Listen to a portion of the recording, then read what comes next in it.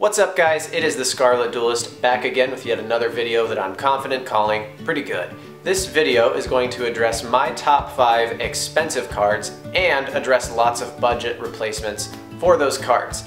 So don't let the title lead you to believe that I'm only going to give you 5 cards. It's actually going to be a lot of information thrown at you at once, and it's going to be pretty quick. I'm going to try to keep this video really tiny so that you can get through it and be done with it and not spend 20 minutes listening to me talk. So hopefully that goes well. Feel free to rewind or pause the video however you need to because we're flying through these babies. Here we go. Our very first staple card that's just crazy expensive is Appaloosa. This is a great card and I'm not dogging on it, but right now if you're playing a deck that doesn't have its own win condition or it's hard to meet your win condition, this has kind of been the card that everyone's kind of slapping into everything as a band-aid to kind of fix that. I said into everything and I meant onto everything. I'm very good at this. Anyway, it's showing up in a lot of places as kind of the solution to fix decks that are not winning with their own win conditions anymore. But if you're kind of tired of seeing that, like I am, and you'd like to be able to play those decks, another card that you could slap in there to help give it a boost is Avermax. Avermax may not be able to negate your opponent 3 to 4 times, but what it does do is make something that's really hard for your opponent to out. And then if your opponent does get rid of it, you get to bounce something back. So it's a really, really great card and a great option that most decks nowadays, if they're at least able to play a little bit and link up a little bit, you should be able to make an Avermax. But I also understand that Avermax may not be considered budget to everybody, so another really good, even more budget option is Unchained Abomination. This one is super easy to make. It's actually even easier to make than Avermax. And what it does is it destroys a card at every end phase. And every time you destroy a card, this card activates to pop yet another. So it can help you either going second or first. Going second, you get to pop some cards, and going first, it kind of just produces more of a pressure for your opponent. They have to deal with that card if you make it in addition to your other things. So I think Avermax and Unchained Abomination would be great budget options depending on where you are to replace an Appaloosa. Staple number 2, Lightning Storm. Yeah, I know, it's pretty tough to afford a $300 playset. I can't do it either. There are lots of options. I'm actually looking down at my list here, so if you see me looking down, it's super easy to read. Some options to replace Lightning Storm though, because it's crazy expensive, would be things like Evenly Matched. But I know Evenly Matched doesn't quite do the same thing. It's the closest thing to Lightning Storm though, but I know it might still be above that price tag that budget players want to play. It's just that in comparison to Lightning Storm, this is way, isn't it sad? It's way less expensive. But if you can't go for Evenly Matched, I totally get it. Here are some other options for you. I'm just gonna read from my list. Guys, we're just, you know what, I'm getting disrespectful, but I'm losing my place. Here we go. You've got Dark Hole. Don't underestimate Dark Hole. It's a great removal card for monsters. You've got Regeki, another removal point for monsters, and you don't have to worry about getting rid of your own if that's something that you have, you like top deck it or something.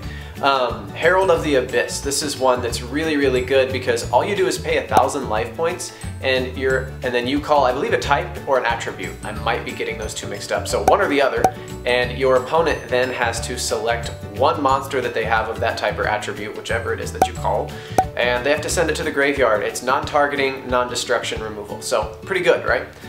Then we've got Twin Twisters, MST, Cosmic Cyclone, and Typhoon for all of the back row hate. Just the same old that we've been running for quite a while now in the game of Yu-Gi-Oh! Unfortunately, Evenly is the closest thing to what Lightning Storm can accomplish as far as power level and as far as what it can remove by just playing one card. Unfortunately, if you play the other ones I mentioned, you'll have to probably run them at their maximum capacity, like legal capacity. So that kind of sucks, but that's where we are right now, so hopefully that helps. Next, we've got Nibiru. While it's significantly less expensive than the other 2 cards I just mentioned, I know for some people, even a $30 playset is really tough to afford, especially in the current times. So if that's not something you can go for right now, Raw Sphere Mode is also a great option. It's $3.50 a copy right now.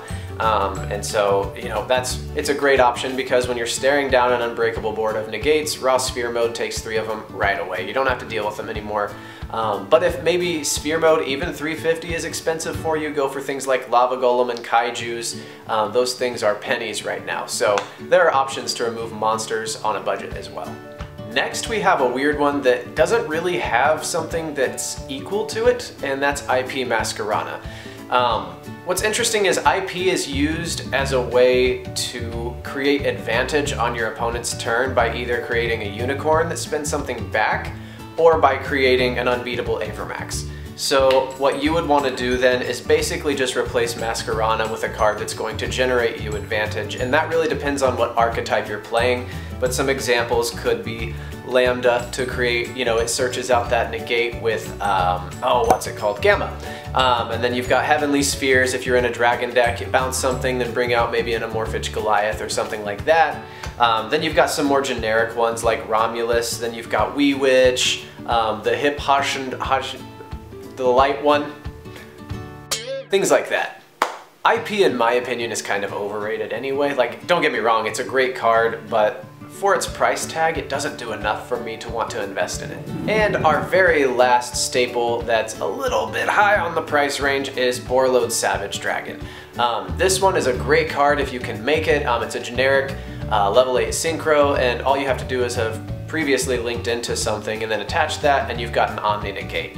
What's not to love? The price. It's a really good card, but it's not irreplaceable. You can use things like Scarlet Red Dragon Archfiend. If you're going second, it's great removal and it packs a punch. You've got Beals, I believe, I forget the full name of him, Diabolic something. But he's really tough to get rid of, especially if your opponent's not prepared for something like that, because not a lot of people play that card. Finally, you have the 10 Yi level 8 Synchro, whose name I totally remember but am not going to say right now for some reason. Like I said, I am so good at this. It's really great because it interrupts by banishing instead of negating, so it's something different that your opponent may not be prepared for. That's it, guys. Thanks for watching the video. I know it was a lot of information, so hopefully some of it helped. And yeah, that's it. See ya. If you made it this far, you might have noticed the cameo by the fuzzball hanging from my chin hair. I did not notice that until the very end of the video during editing, and I'm not going to redo it. You know, hey, I do this for free. Did I mess up most of the things I was trying to say? Yes. Was there a fuzzball hanging from my face? Yes. Did I probably add way too many sound effects? Yes. Am I going to change it? No. See you next time.